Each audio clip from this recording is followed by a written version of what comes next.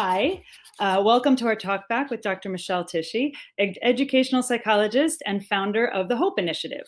I'm M.M. DeVoe, and I'm the founder of Pen Parentis, a nonprofit whose mission it is to help writers stay on creative track after they start a family.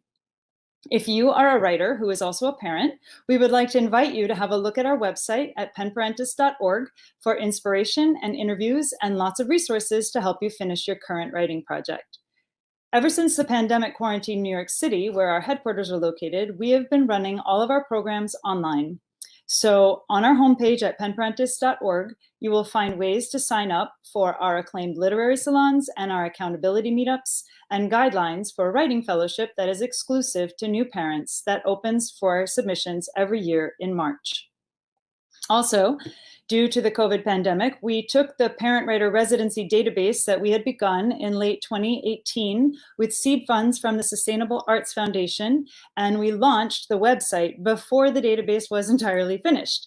We have added a brand new forum and even a sign-up sheet where writer parents can post writing-related side gigs for others to use as a reference when they're seeking editors, teachers, sensitivity readers, and other freelance help. That website is writerparentannex.com, and we invite you to explore it. And if you have a writing side gig, we invite you to add yourself to it if you are a writer who is also a parent. And now I would like to bring on Dr. Michelle Tishi, so I will introduce her. Dr. Michelle Tishi earned her doctorate in educational psychology with an emphasis on social and developmental psychology from the University of Minnesota. She has been involved in holistic education special interest group at the American Educational Research Association for the past 19 years. In addition to her social justice work, Dr. Tishi has lectured on whole child education, innovating educational systems, and parental support systems at conferences and symposia across the United States and Canada during these past 2 decades. And she has also been featured on dozens of panels, including this one. She trains teachers in mindfulness. She trains parents and educators in methods grounded in developmentally appropriate practice.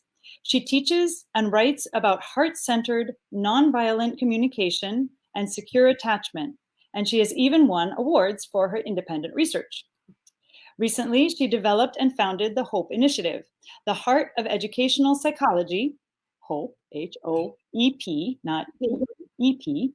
It is a breakthrough program for parents that guides them step by step how to create an ideal educational and social emotional environment in which to guide their children while working from home. Since all school is currently homeschool, it is nice to talk to someone who has been thinking about these issues for longer than just the 2 months that we have all been in quarantine. Plus, she has a 6-year-old and a 16-year-old, so she's not just talking from her diploma. We are very honored and very pleased to welcome to our screen and to your homes, Dr. Michelle Tishi. Michelle, if you could talk a little bit about the HOEP Initiative. Absolutely. Thank you so much for having me. I feel very welcomed. So I was inspired because of the pandemic and our current circumstances to really put my professional and personal wisdom together and create the Heart of Educational Psychology, which is my attempt at a breakthrough program for parents on how we can improve educational and social emotional well-being for our children and ourselves.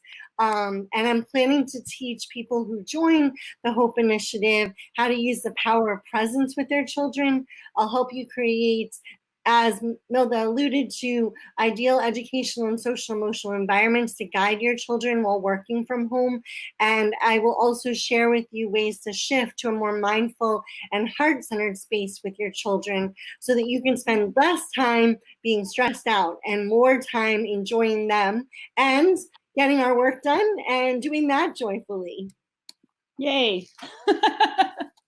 Okay, let's jump right into questions. I know that some people are having troubles logging on, and I am desperately sorry about that. And I'm like, part of my brain is currently in their hearts because I know how it feels to not be able to log on to something. I was trying to log on to a cooking show with my son last night, and we were not able to do it at the same time, and it's very stressful. So hopefully these people will be able to log on, and if not, hopefully they'll be able to share a recording of the event. But question number 1 is from Jolene, who lives in the Midwest, and her son is 7 and in 1st grade.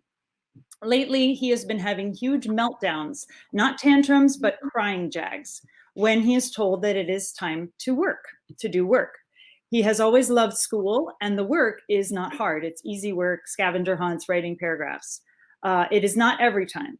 Jolene wants to know how to respond and redirect. The behavior makes her feel really irritated, so she tends to just walk away and leave it for a day so that it doesn't end up in a fight. But she would like to address the underlying issue. So could you identify for us, please, Michelle, whether this behavior is problematic, quote unquote, and what Jolene can do to help her son get his work done? So I'm going to separate out a couple different variables as a scientist would in this scenario. So first of all, we have a 7-year-old. Second of all, we have a child who doesn't struggle in school normally. And third of all, we are all experiencing trauma on one level or another right now. And whether our children consciously understand what's going on right now, this is a systemically traumatic experience. And because of that, I would say, first, we need to help him feel like he's being validated in how he's feeling. So start to the best of your ability, coming back to your own heart center, to your own space of calm. Whatever you need to do to get there, do that first, and then greet him with love and kindness and validation. It may be that he's just sick of it.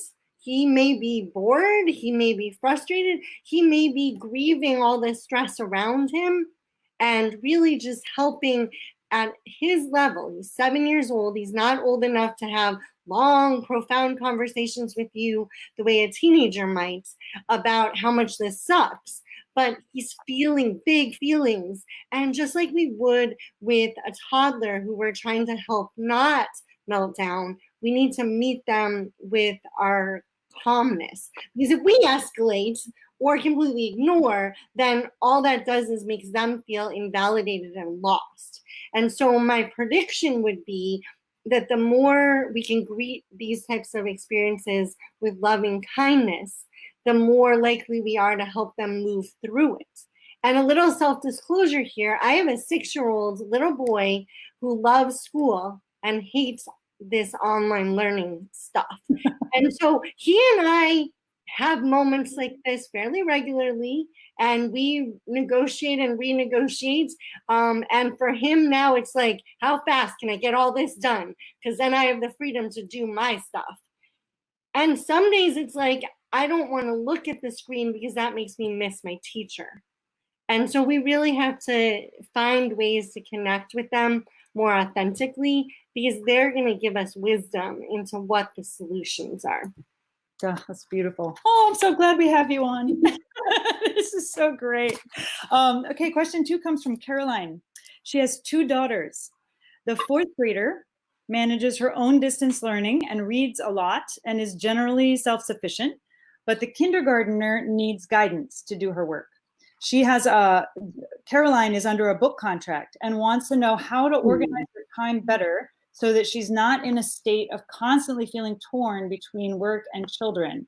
So I sort of broadened this out a little bit as well, because there are really big questions here that I think a lot of our viewers have problems. One is, how much time away from kids is too much time away from kids? Like when you're really into your writing, really into your work, like, is it bad?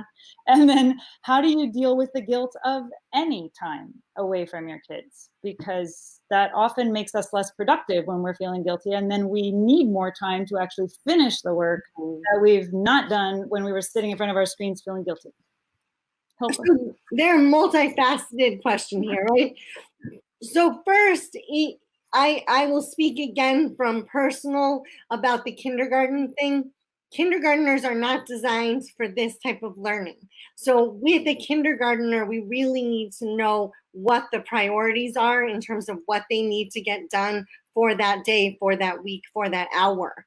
And I find, and I've been like interacting with my son's peers, parents, the more we can be proactive in terms of knowing ahead of time what they need to get done and scaffold them a little bit so that we can help them with this stuff that they're not going to be able to do by themselves, and really make them feel supported in the stuff that feels scared for them to do alone, then we're often able to free ourselves up to have our work time.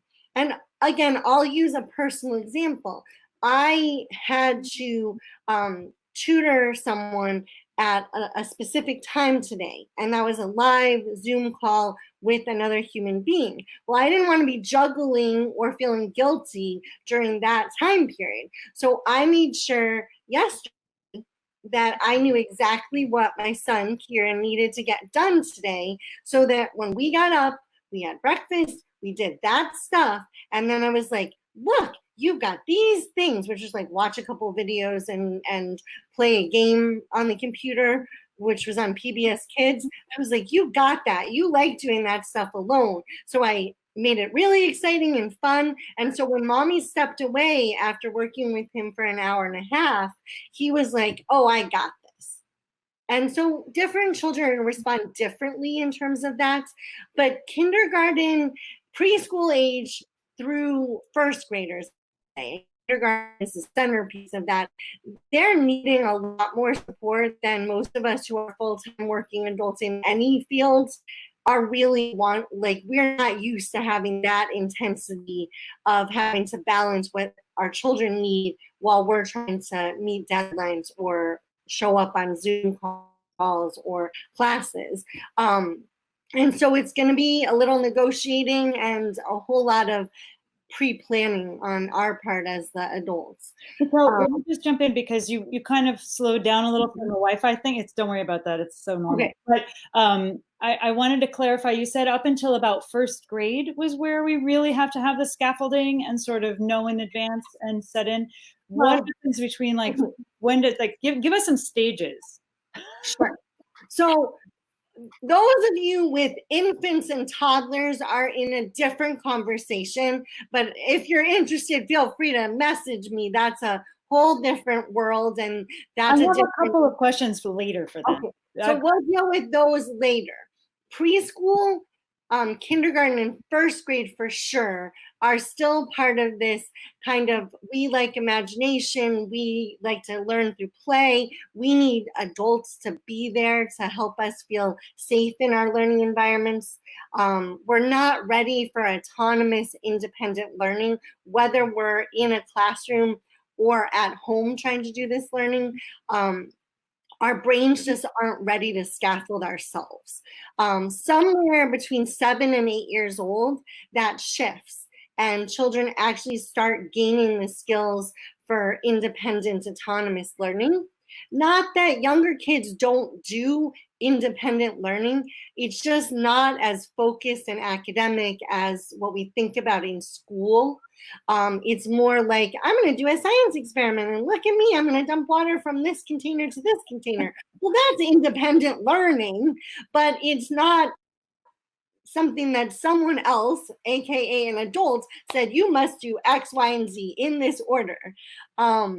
So that's an important stage where we shift from the more imaginative, free-form, I'm a curious, creative child, to I can actually follow systematic directions. And that happens around 7 or 8. So depending on grade levels and your specific child, that could be first or second grade.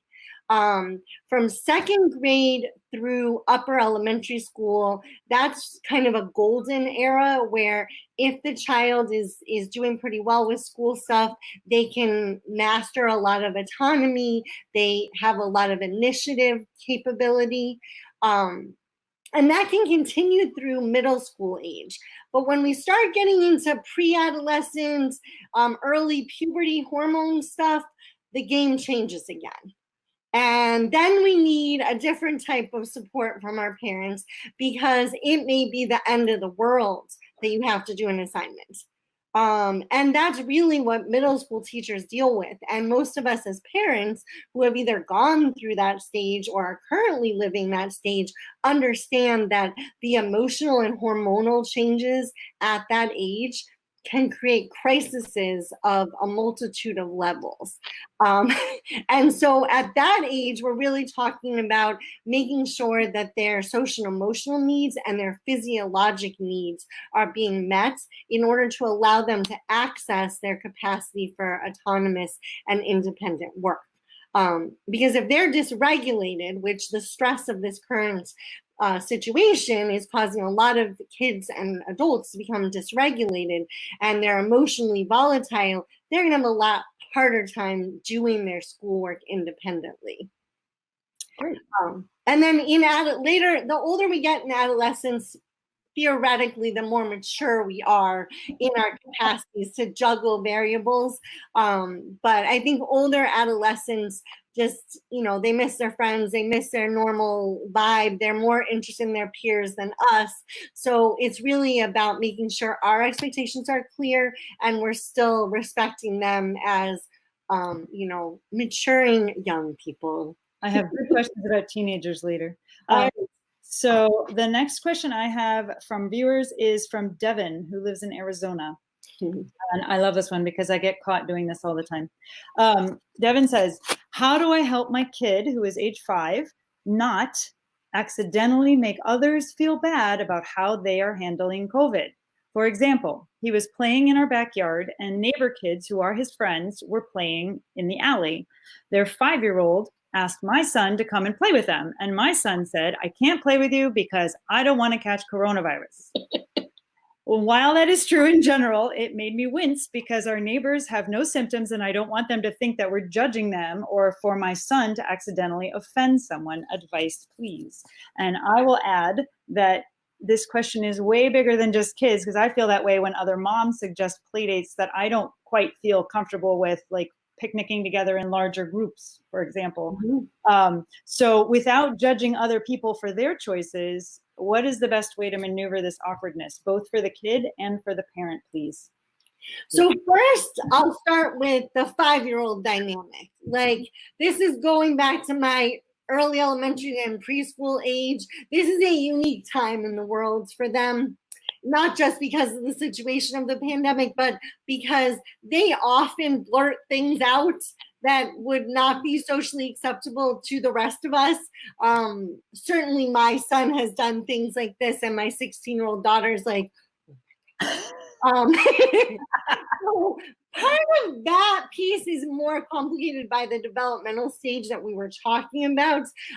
So with that 5-year-old, you may need to be a little more cognizant of the language you're using around that kind of stuff so that you can socially model language that would be less offensive. So perhaps introducing something like, my parents' rules about playing with other people right now are really strict because of the pandemic or COVID or whatever language works for the child, but really scaffolding that so that the child is hearing that rather than, oh my gosh, I don't want my child playing in the alley because they might get the coronavirus. And so that may require a little more mindful implanting of different language. More broadly, this is what we're going to be dealing with over the next year of our lives. No matter when the lockdowns and reopening of states happen, we are going to have to be navigating some pretty complicated issues around boundaries and ourselves and our children and what's acceptable and what's not.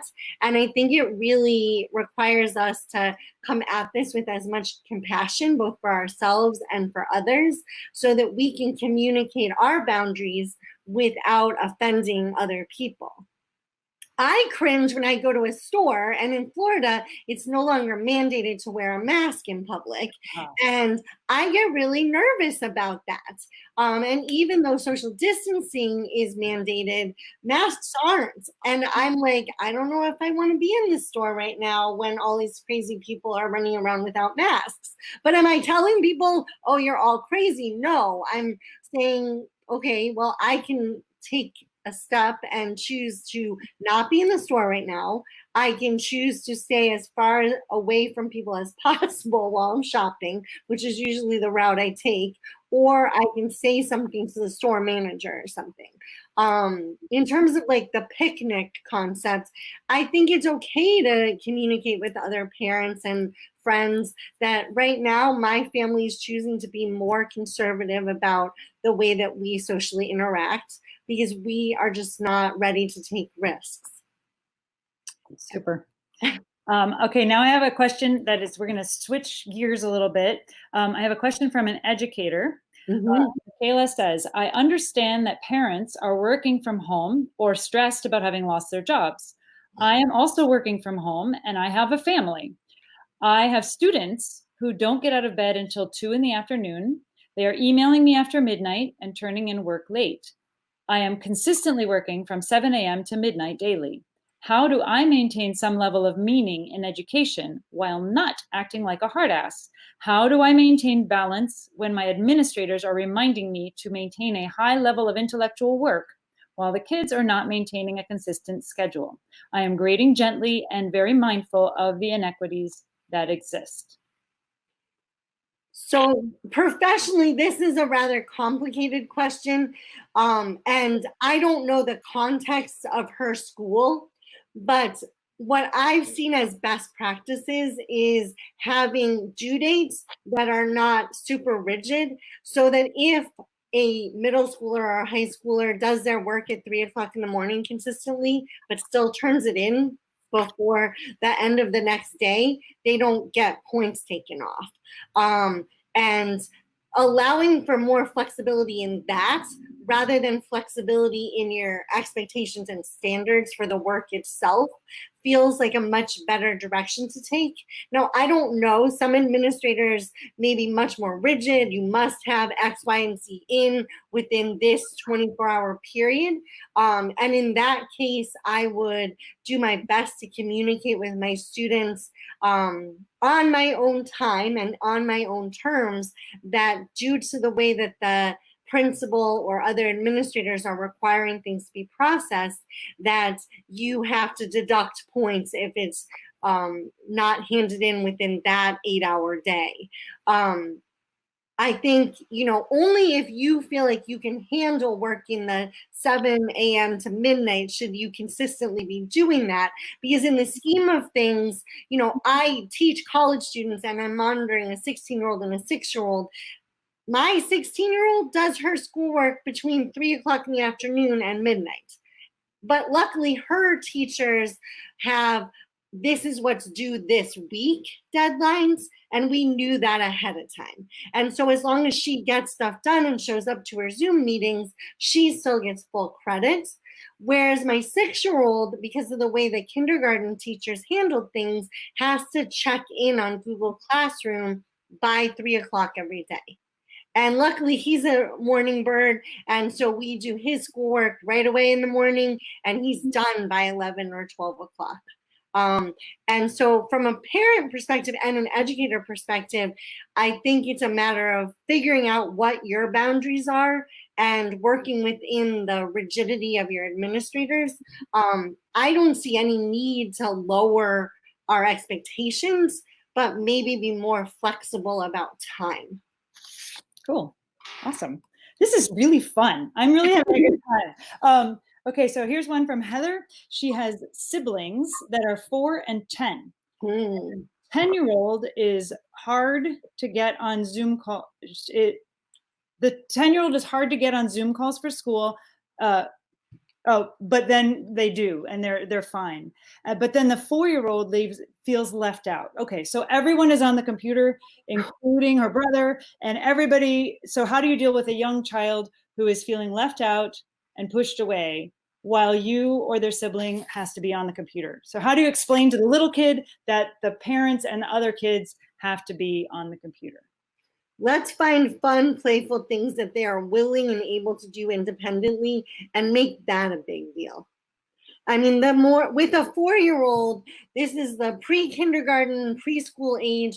they're going to feel a little bit abandoned in this crazy moment, but the more we can give them real quality time when we or their sibling are not on the computer, where they feel like they're being connected with, they're being seen, they're being heard. And guess what? You get to do some cool stuff, whatever that is for that child, while we are on, all of us, on these computers. Can I ask you, how long can a preschooler be alone? Like how much can we expect from time? like what, is this 20 minutes good, or is it, can they do an hour if it's not a TV show? Like what? That gets a lot more complicated because it's going to depend on the child, and it's going to depend on your comfort level with things like screen time, right? Mm. So if you're okay with having PBS Kids running in the background and giving them access to a whole bunch of their toys simultaneously without freaking out about the mess that's going to be made, 40 minutes to an hour might actually happen with a 4-year-old. Not every day. Not every day, though. Right. Okay. Every once in a while, you might be able to. Yeah, you can probably pull off an hour, as long as they know for sure that they're safe, they know where their big people are, and they have maybe a glass of water, water bottle near them, and they're okay with the bathroom by themselves, right? Because at that age, we're still dealing with basic bodily function issues. No, that's true. And so, if there's ways to stagger so that one person is a little more available, while other people are locked down in meetings, that helps. So for example, with Kieran, who's 6, not 4, we always make sure that either my daughter, my husband, or I is on call for him if all of us are trying to do computer work right now. That doesn't mean the person who's on call can't be doing work. It just means that they have to be staying at a space where they're not as deeply immersed. And I know as a writer, especially, that can be a challenge. So really negotiating those variables with others in your life, so that sometimes it's okay for a 10-year-old, or in my case, a 16-year-old, to be the person on call during that hour.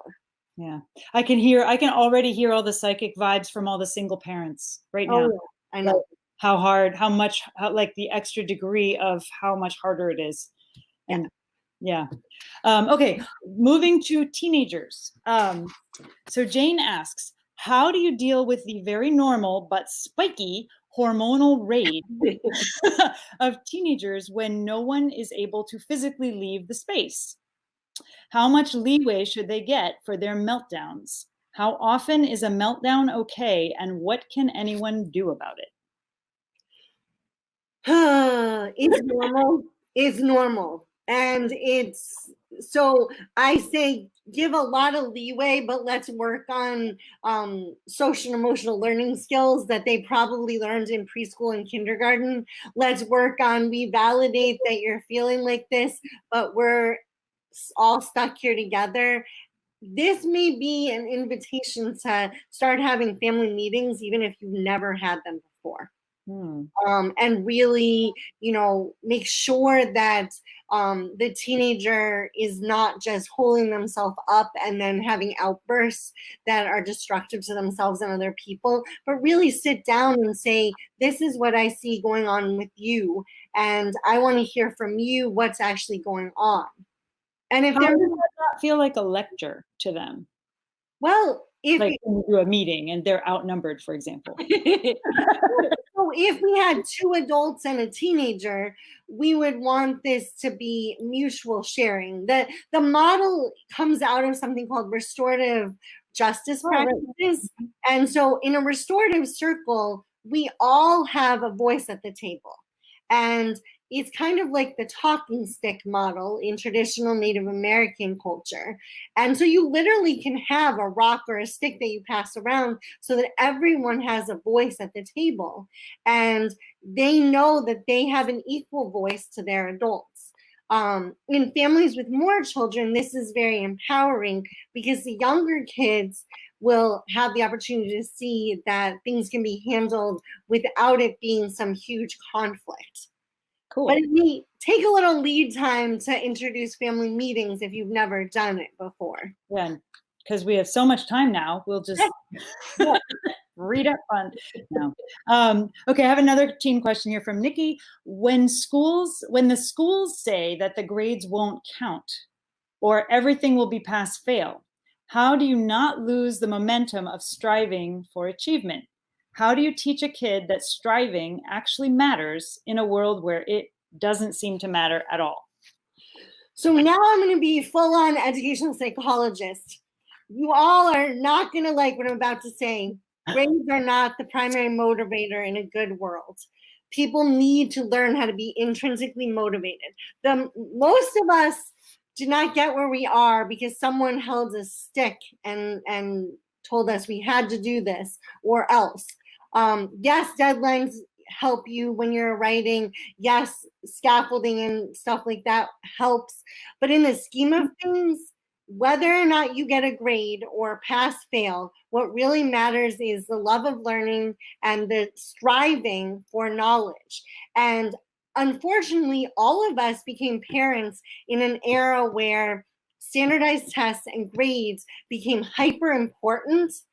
But if you think about your own best learning moments in your life, most of us don't think about the A. You think about some amazing experience that you had that made you fall in love with writing or fall in love with research or fall in love with whatever drives you as a human being.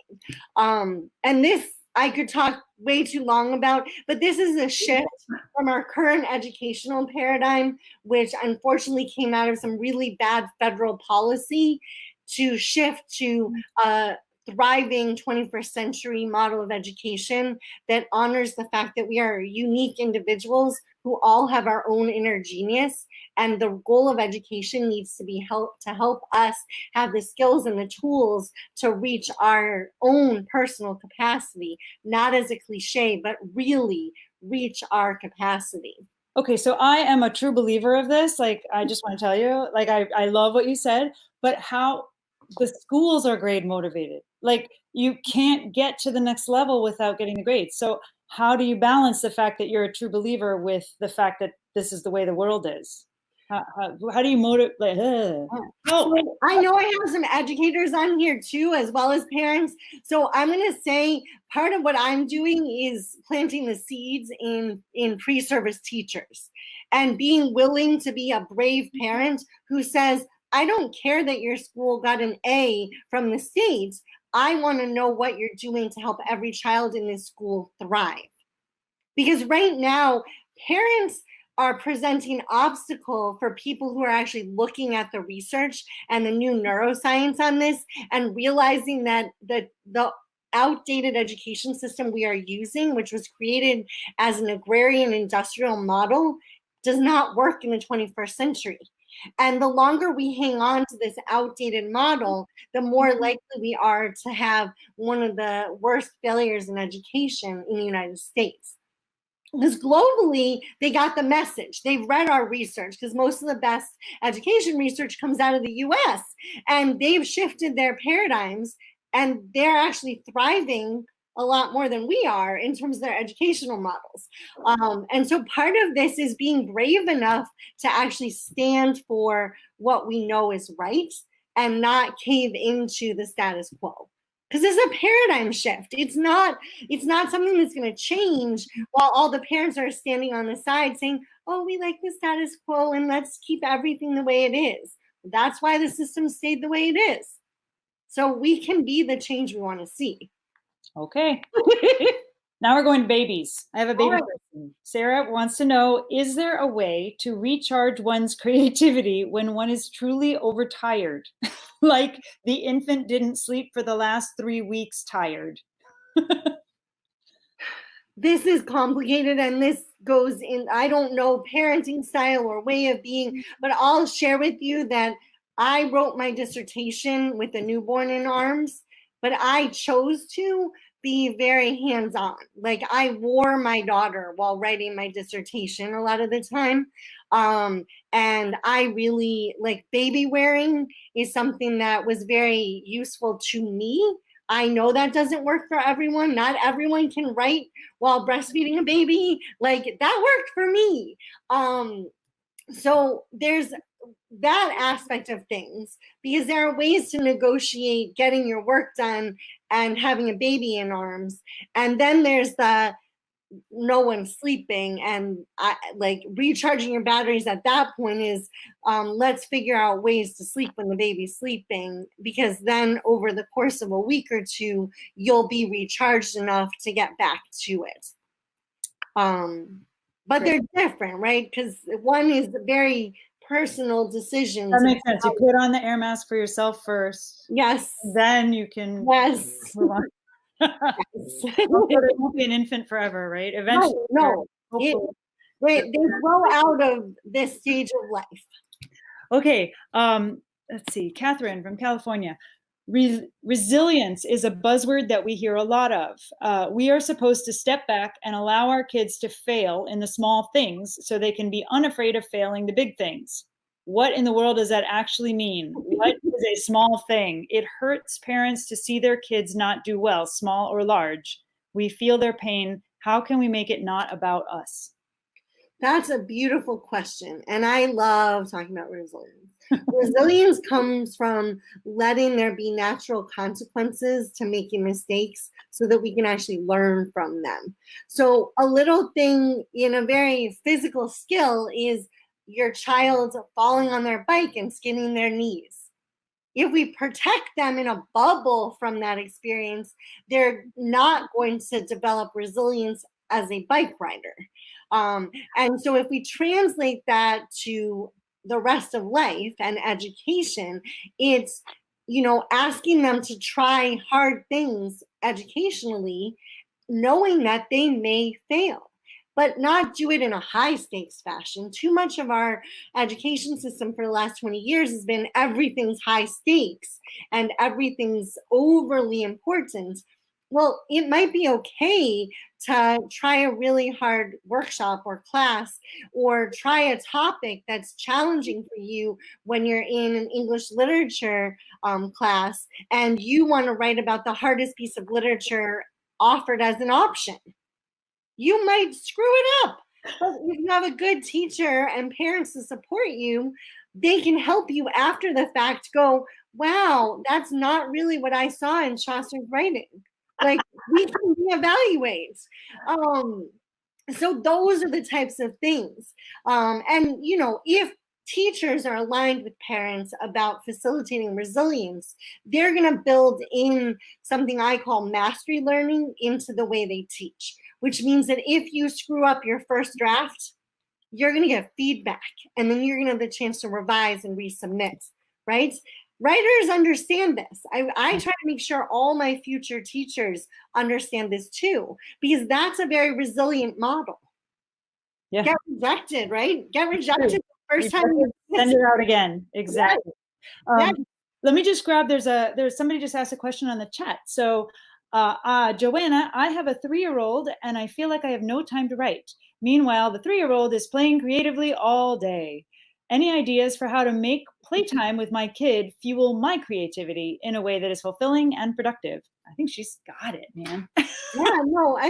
So I think this is a really fun question, because it may mean that you need to tap into your inner child and try to really immerse yourself for brief periods of time in your 3-year-old's world, enough to allow yourself to have that spark come back.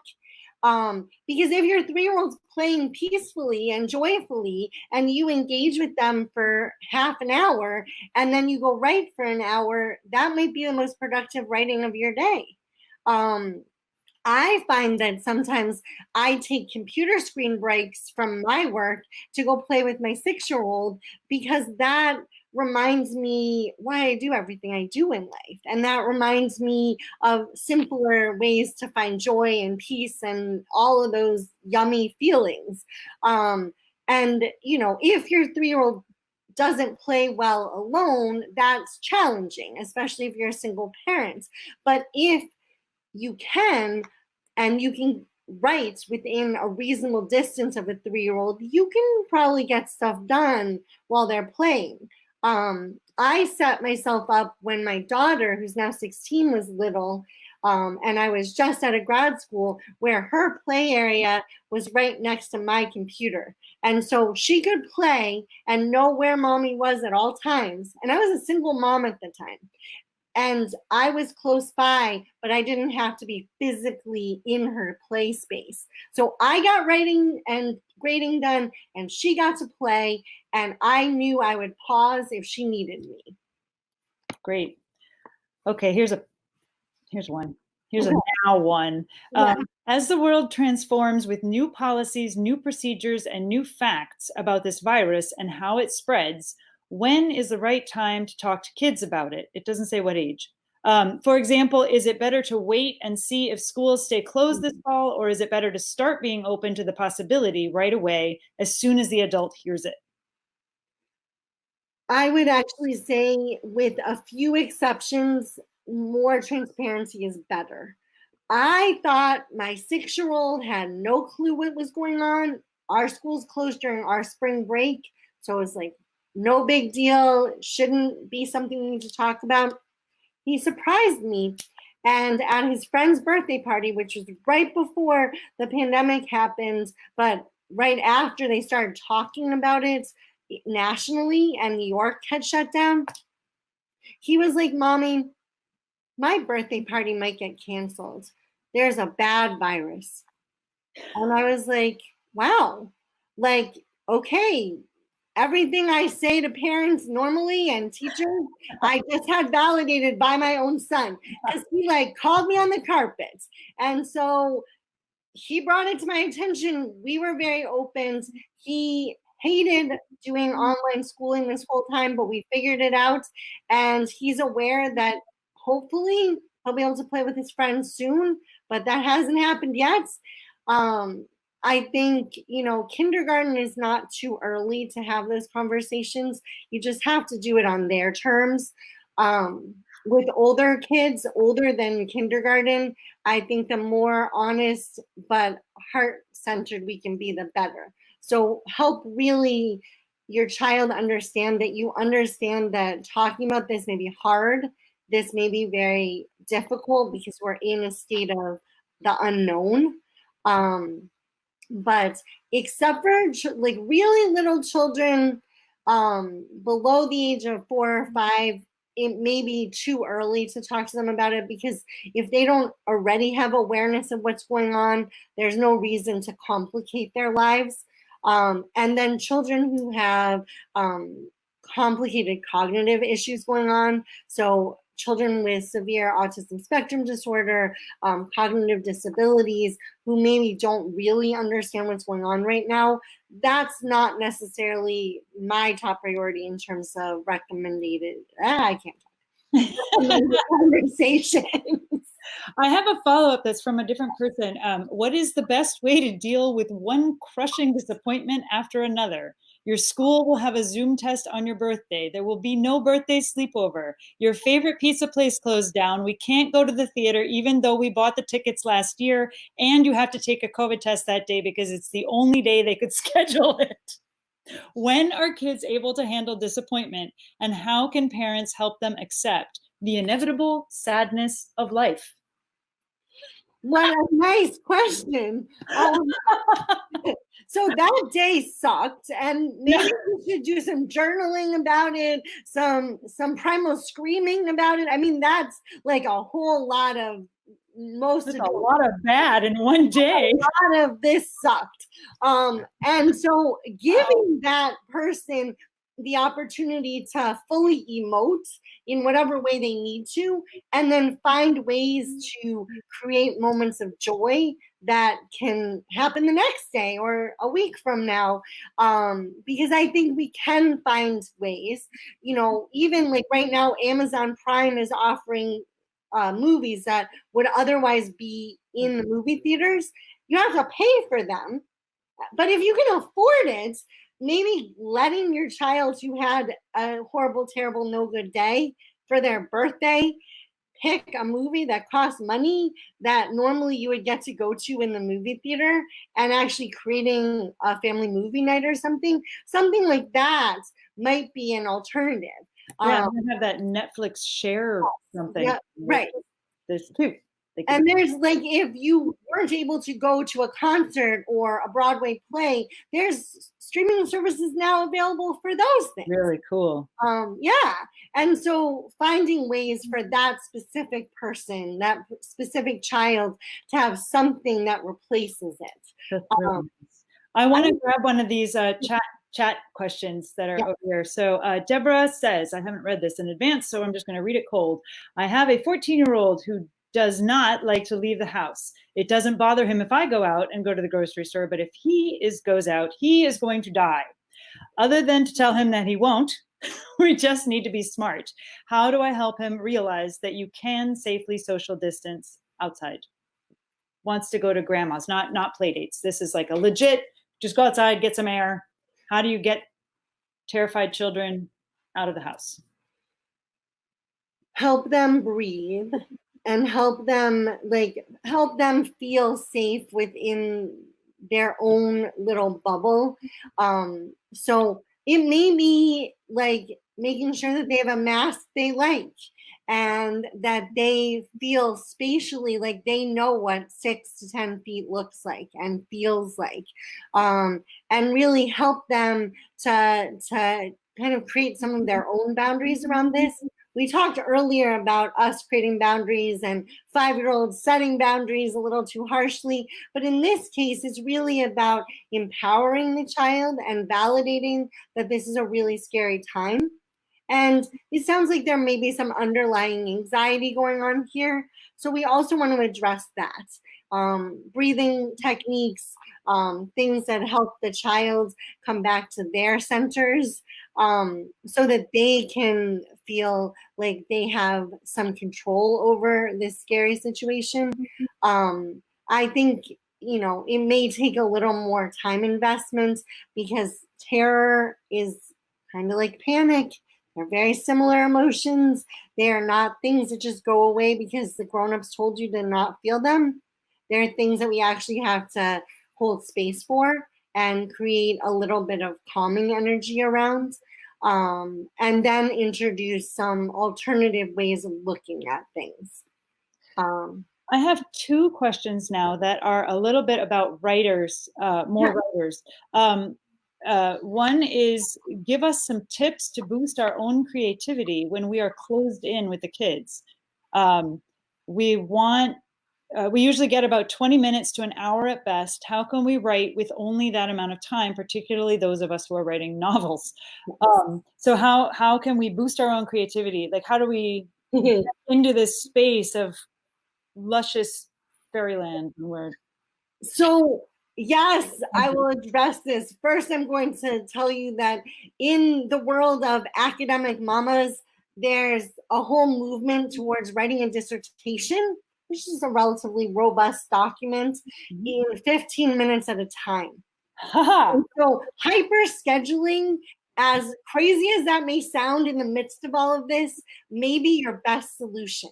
Because if you can set yourself up with micro goals, you may actually be able to get more accomplished. Because for me, creatively, and as a hobby, I do creative writing as well. Like, I relax by writing poetry and stuff.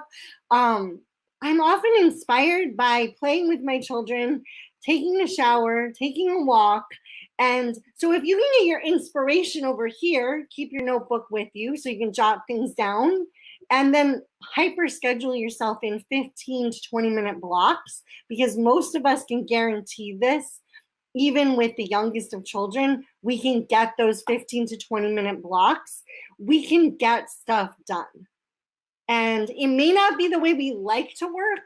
Like, I love to be able to have a 2-hour block of time to do this writing for an article I'm working on, but that's not going to happen right now. So you have to reframe in order to keep your inspiration, your creativity flowing, and also get the actual nuts and bolts writing done. And they may not be simultaneous. Right. And that it may have to be okay right now. Fair enough. And then the other one is, when our solo time is up, what are some ways that we can transition back into family time without feeling resentful, especially if the writing has been going very well? How do you? Ooh, so this is going to take mindfulness strategies for yourself. So really give yourself a little buffer so you can transition smoothly. And to use a overused social media term, give yourself permission to put a pin in what you were working in. Put a pin in it.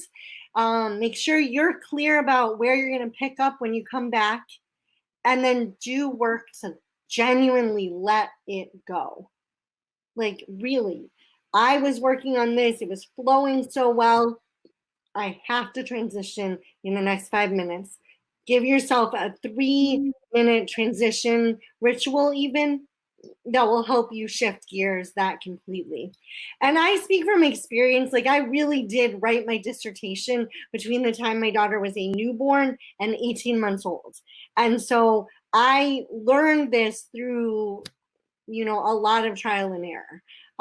Because, it's great to be writing when your newborn is sound asleep, but when they wake up, they actually need you pretty quickly. And so learning those skills in that circumstance, I've been able to help parents who are writers, who are non-writers, who just need help kind of rearranging the way they think about things so that they don't build up anger and resentment towards their children or their family as a whole. Great. There was a follow-up on the teenager thing. Yeah. Getting motivated when a high school kid has been told his grades will not fall below his last marking. Like, it just having no external motivation whatsoever, but just how do you get your kid to do a minimum amount of work even when there's no external motivating? And so so in this case, I want to know what makes this kid tick. Because I have a 16-year-old who, blew stuff off for a while, but I'm at the gonna end, go with outdoorsy, yeah, right. outdoorsy, sporty kid. So Yeah. how does this, in this environment where you're in the house, in the screens? So then you say, okay, let's make sure that we help them schedule their time so that they are getting outside and getting work done, and then, doing that over and over again. It's like people who schedule themselves where they literally are taking a break every 45 minutes from their screen, which is a best practice. Every 45 minutes to an hour, we're supposed to get the heck away from our screens. Most of us don't do that. But a teenager like this may benefit from that. Like, you will stay focused for 30 to 45 minutes and get stuff done. And then you get a pass to go run around the yard or play on your skateboard or do jumping jacks on the front porch, whatever works for them. And give them some of the tools and they're good strategies when they move into college and beyond, to be able to say, I need to be outside to function. And so let's not try to have them do 4 hours straight of schoolwork. Let's break it up into smaller chunks where they're rewarding themselves. This is very behaviorist of me, but they're rewarding themselves by giving themselves outside time at least once an hour. How is it? Okay, this is mom here. How is rewarding somebody different from bribing them? so bribery implies some underhandedness. And I am not generally a fan of rewards and punishment in education, but we are in unusual times. And with a teenager in particular, I think that knowing how to reward yourself is actually a valuable tool. I would not recommend, for those of you with young children, that you get into that pattern. My 6-year-old thought he could negotiate with us about this. He said, so you're going to pay me $1 for getting all my schoolwork done? I said, no. You get your schoolwork done because you love learning. And if you want to learn about, earning money, we can talk about doing tasks that would earn you money, but that is not school. And so, you know, kids who are entrepreneurial may be very motivated by things like that. But I, in general, don't like tying rewards and punishment to education. But I think with older kids and teenagers, it's okay to ask them what would keep them motivated. What's their own personal carrot? And that needs to be something they can give themselves.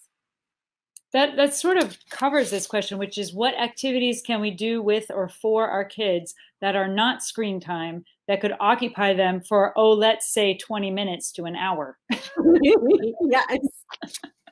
Go outside, do yoga. You can't go outside in New York. Dance. You Florida person, we don't I'm sorry. Dance, sing. I have a friend who lives in Brooklyn who sings from her front porch. So there are so many different things that we can do that can get us away from screens. I mean, good old-fashioned board games, teaching them how to play cards.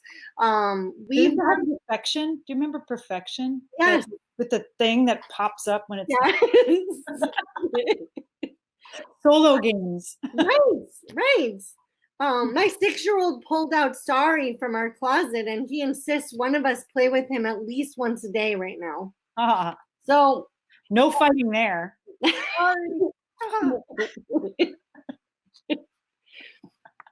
Hilarious. Let me just see if there's any comments that have come in. No, we do not have more extra questions, and we are very, very close to the end of our time. We're so good. Hang on a second. Quick. Yeah, so I am just going to do a little rapidy. And I don't know, I'm going to put up our little, what am I going to put up? I'm going to put up our little Twitters so that hopefully everybody will follow us. As a reminder, this talkback was organized by the nonprofit Pen Parentis, and our core values are balance, professionalism, inclusion, and community. And if your values match ours, and you are the parent of a child of any age, and you are eager to maintain your writing career, then we welcome you to join us. You can find us on Twitter, and we are on Facebook and LinkedIn and Instagram, and all of it is at Pen Parentis. And so please join me in thanking Dr. Michelle Tishi for her splendid candor and expertise. And her program is called the HOEP Initiative. That's HOEP. And it can be found on this website. Michelle, do you have any final words to the people out here? Our viewers? Even if you're not interested, thank you all, first of all, and thank you so much for having me. If you're not interested in the program that I'm launching, I also do direct both educational and parent coaching and consulting. So just to throw it out there, I am available for ongoing support if people are interested. And it has been a pleasure to be here, and I thank you so much. Well, I want to yet again thank everybody for attending, and I want to thank you all for your support of Pen Parentis by just buying your ticket today. You were really helping us out a lot during this pandemic, and I appreciate it. And I also appreciate it that you are donating to all the other nonprofits that are affected by this pandemic. All of us are, struggling and trying to figure out how to transition to online, and I think we're doing a pretty good job. And that's because of you guys. So thanks. Stay safe and be well. And thanks again to Dr. Tishi. Thank you very much. I wish you all the best.